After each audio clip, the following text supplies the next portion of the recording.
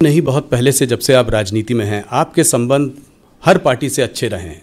आपने एक हरदम एक द्वार खोल के रखा है जिससे कि बातचीत होती रहे, लोगों से मिलना जुलना चलता रहे, चाहे राजनीतिक परिस्थितियां कैसी भी हों।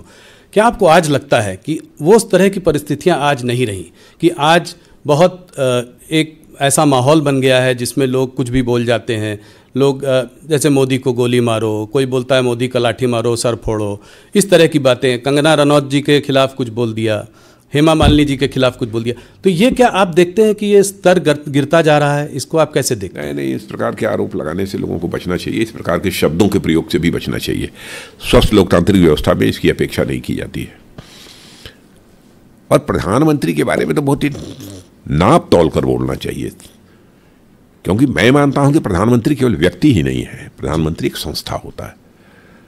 और आपने देखा होगा किसी भी प्रधानमंत्री के बारे में यदि कुछ बात हमने कही होगी तो बड़े नपे तुले शब्दों में कही होगी जी जी। लेकिन जिस तरीके से, जिस प्रकार के शब्दों का ये लोग प्रयोग कर रहे हैं, ये स्वस्थ लोकतांत्रिक व्यवस्था में इसकी कहीं कोई गुंजाइश नहीं है। राजनाथ जी, इस चुनाव में 3 और राज्य हैं जिनका एक अहम रोल होगा आपके इस नंबर को अचीव करने में, 370 जो आप कह रहे हैं, और वो हैं बिहार, महाराष्ट्र और बंगाल। तो एक एक करके बिहार पर आपकी समझ और आपकी पकड़ बहुत अच्छी है। पूरा आप सब में पूरा बोल दे रहे हैं, ऐसे कैसे मैं मान लूं? मान लीजिए ना पार्टी बाई पार्टी, उसके बाद तो मिलेंगे हम लोग, 4 जून को तो मिलेंगे ना। जी जी। नहीं, पर इस बार बिहार में हर पार्टी के संग आपने जो है अलायंस कर लिया है। हर पार्टी, पहले तो कहा जाता था कि नीतीश जी पलटू राम कहते थे, अब तो ये कहते हैं कि बीजेपी भी पलट के बार उन्हीं के पास जाती है। नहीं, जाती नहीं है, उन्होंने देख लिया अब उनको ना, जिसका उन्होंने फैसला किया कि बस बीजेपी के साथ ही रहना चाहिए, इसी में देश का हित है, इसलिए नीतीश जी ने फैसला किया। अब देखिए, नीतीश जी के बारे में जो कहना वो लोग कह देंगे, लेकिन इतनी बात सच है, उनके लंबे राजनीतिक जीवन में कभी भी कोई एक भी भ्रष्टाचार का आरोप उनके ऊपर नहीं लग पाया। ये बहुत बड़ी बात है। अरे वो हमारे साथ हैं तो सचमुच हम लोगों के लिए हर्ष का विषय है। पर 2014 के पहले से कभी मोदी जी के बारे में कुछ बोलते हैं, कभी पार्टी के बारे में कुछ और बोलते हैं, बदलते रहते हैं। फिर तो इस बार बदलने का सवाल नहीं। चलिए, तेजस्वी जी ने कहा है कि मोदी की गारंटी तो ठीक है, इस बात की गारंटी दे सकते हैं कि चाचा फिर पलटी नहीं मारेंगे। नहीं, उन्होंने तो खुद ही कहा है, नीतीश कुमार जी ने। जी हाँ। तो आपको उम्मीद होना था, हो गया। अब जहाँ मैं आ गया हूँ यहीं रहूँगा, और आने वाले समय में विधानसभा का चुनाव भी मिलकर लड़ेंगे। बिल्कुल लड़ेंगे, मिलकर लड़ेंगे। अगर इससे हटकर थोड़ा महाराष्ट्र में आए, महाराष्ट्र में लोग कह रहे हैं कि एक अजीब खिचड़ी सी बन गई है। तीन पार्टियों का, 2 पार्टियों का विभाजन हुआ है, उसमें एक फैक्शन आपके साथ है। तो इसमें 48 सीटों, पिछली बार आपके पास 41 सीटें थी। भारतीय जनता पार्टी अगर अपने अलग लड़ती तो भी अच्छा प्रदर्शन करती। तो हर बार आपको इतनी जोड़ तोड़ करने की ज़रूरत क्यों पड़ती है? कहीं कोई घबराहट की जो है यहाँ पे चुनाव में, लोकसभा के चुनाव में हमारी अच्छी परफॉर्मेंस नहीं होगी? यह प्रश्न तो उन लोगों से पूछा जाना चाहिए जिनकी पार्टियाँ टूटी हैं, चाहे वो शिवसेना हो, चाहे वो एनसीपी हो। वो लोग टूटते क्यों हैं? अब वो टूटेंगे और उनके लोग हमारे साथ, पार्टी एक्टिवली तोड़ने में काम नहीं साहब, ये सब अपराध नहीं करते हम लोग। वो लोग टूटते क्यों हैं? अब टूट कर कोई हमारे साथ जुड़ना चाहता था, हम कह देंगे हम आपको स्वीकार नहीं करेंगे। अच्छा, ये देखिए, जब जो लोग वहां से आए हैं उनके ऊपर कहते, इनके ऊपर भी आरोप लगे थे पहले। तो आरोप लगे थे पहले, आज लोग कहते हैं, लेकिन जब उनकी पॉलिटिकल पार्टी में थे तो यही लोग ये कहते थे कि यह सरकार ने जानबूझकर इन्हें फंसा रखा है जी, ये पूरी तरह से निर्दोष हैं। तो उस समय का स्टेटमेंट ये है। अब भाजपा में आ गए तो स्टेटमेंट बदल गया, क्या वे दोषी हैं? अब उनके यहां जब थे तो दोषी नहीं थे, निर्दोष थे। ईडी सीबीआई ने जो भी कार्रवाई की वो गलत की। पर आप लोग का इंटरनल ये जो तीन लोगों का वो बन गया है, वो उसको आप कैसे मैनेज कर रहे हैं? अभी देखिए, वो एकनाथ खड़से जी को आप लोग वापस ले आए, जो कि बहुत दिनों तक बाहर बैठे हुए थे। अब वापस, हाँ, अच्छा, चलिए, वो आ गए, आप ले आए वापस। उनको लाना पड़ा वापस, कह रहे हैं क्योंकि नॉर्थ महाराष्ट्र में थोड़ी सी सिचुएशन बीजेपी की थोड़ी खराब लग रही थी।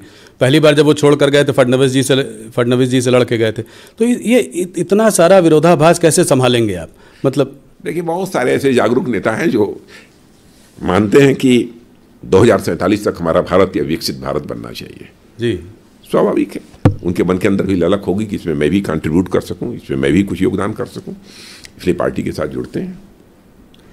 आखिरी में बंगाल की बात करते हैं। बंगाल में आपको क्या लग रहा है? पिछली बार एक अच्छा प्रदर्शन था, 18 सीटें आई थी 40 में, 18 थी। उसके बाद आप विधानसभा का चुनाव हारे, जीत का माहौल बना हुआ था मगर सिर्फ 77 सीटें ले आए। और इस बार क्या देख रहे हैं आप? आपको क्या लग रहा है? इतनी बात तो पक्की है कि पहले से अधिक सीटों पर विजय प्राप्त होगी। कितनी अधिक? अब कोशिश हमारी यह है कि 18 का 36 कर लें।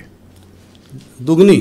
हाँ, कोशिश तो यही है और विश्वास भी है जी, प्रयत्न भी है और विश्वास भी है। तो पहले आप, मुझे लगता है, नेता है जिन्होंने 36 का आंकड़ा दे दिया है, बहुत बड़ा आंकड़ा दिया है। हाँ, ये डबल करना ही चाहते हैं। अमित शाह जी भी 25 से कह रहे थे ऊपर आएगी। नहीं, उन्होंने कहा होगा, लेकिन मुझे लगता है कि टारगेट हम लोगों का तो 36 का है। वहां पे आपको क्यों लगता है कि इतनी बड़ी जीत का मतलब, इतनी जीत का मतलब लोगों में आक्रोश? किस बात का आक्रोश है? वेस्ट बंगाल में सरकार नाम की कोई चीज शेष नहीं बची है। आप किसको ये बताइए कि स्थायी सरकार, पहले कम्युनिस्ट पार्टी की भी सरकार वहां थी जी, वर्षों तक स्टेबल गवर्नमेंट, स्थायी सरकार वहां पर थी जी, फिर भी जिस तेजी के साथ पश्चिम बंगाल का विकास होना चाहिए था, वहां की बेरोजगारी का संकट, अन्य बहुत सारी समस्याएं, वहां के विकास का संकट, इस पर जो विजय प्राप्त करनी चाहिए थी वो सरकारें अस्थायी होने के बावजूद भी नहीं कर पाई। लोग इस सच्चाई को अब समझने लगे हैं कि सचमुच विकास यदि कोई राजनीतिक पार्टी कर सकती है तो भारतीय जनता पार्टी, कोई अलायंस यदि कर सकता है तो एनडीए कर सकता है। लोगों का यह विश्वास है और आज के प्रधानमंत्री मोदी जी ही कर सकते हैं, यह लोगों का विश्वास है। क्या संदेश खाली भी बड़ा फैक्टर है इसमें? संदेश खाली है बड़ा फैक्टर। लोग आहत हैं और मैं समझता हूं संदेश खाली जैसी जिस प्रकार की दुर्भाग्यपूर्ण घटना घटित हो रही थी और बिल्कुल चुप्पी साधे हुए वहां की राज्य सरकार बैठी थी, और आपने देखा होगा कोर्ट में भी लताड़ा है जी राज्य सरकार को। जी, राजा जी, आपने हमारे बहुत सारे सवालों का जवाब दिया। एक आध मैं पर्सनल सवाल आपसे पूछना चाहता हूं। मैं अक्सर आपसे मिलता हूं, आपसे बात भी होती है। आपको क्या लगता है कि डेस्टिनी का कितना बड़ा रोल होता है किसी की भी जिंदगी में, किसी की भी लाइफ में? क्या आप उस पर विश्वास करते हैं? आप तो फिजिक्स के स्टूडेंट रहे हैं। मैं तो विश्वास करता हूँ। मैं फिजिक्स का स्टूडेंट भले ही रहा हूँ, लेकिन मैं विश्वास करता हूँ डेस्टिनी का भी एक महत्व होता है, लेकिन व्यक्ति को प्रयत्न करते रहना चाहिए और कभी असफलता यदि मिल जाती है तो उसको लेकर बेचैन नहीं होना चाहिए, व्याकुल नहीं होना चाहिए, प्रयत्न बराबर करते रहना चाहिए। आपका राजनीतिक सफ़र बहुत लंबा, जिसमें आपने बहुत सारे आपके अचीवमेंट्स भी हैं। आने वाले 5 सालों में राजनाथ सिंह क्या करना चाहेंगे? ये मुझे नहीं मालूम है, पर आप कुछ अपने आप तो करना, आपकी अपनी पर्सनल इच्छा क्या है कि आप किस रोल में देखना चाहेंगे? मैंने हमारी कोई पर्सनल इच्छा नहीं है, बहुत किया है। पार्टी और हमारे प्रधानमंत्री जो भी भूमिका निर्धारित करेंगे वो करेंगे। राजनाथ जी, आपने हमसे बात करी, बहुत अच्छा लगा। आज आपकी तबीयत भी थोड़ी नासाज थी, आपसे मुलाकात हुई, उसके बावजूद आपने हमको इतना लंबे समय इंटरव्यू दिया और हमारे सारे प्रश्नों का जवाब दिया। आपका बहुत बहुत धन्यवाद और आपको इलेक्शंस के लिए बहुत शुभकामनाएं। बहुत बहुत धन्यवाद राहुल जी, बहुत बहुत धन्यवाद।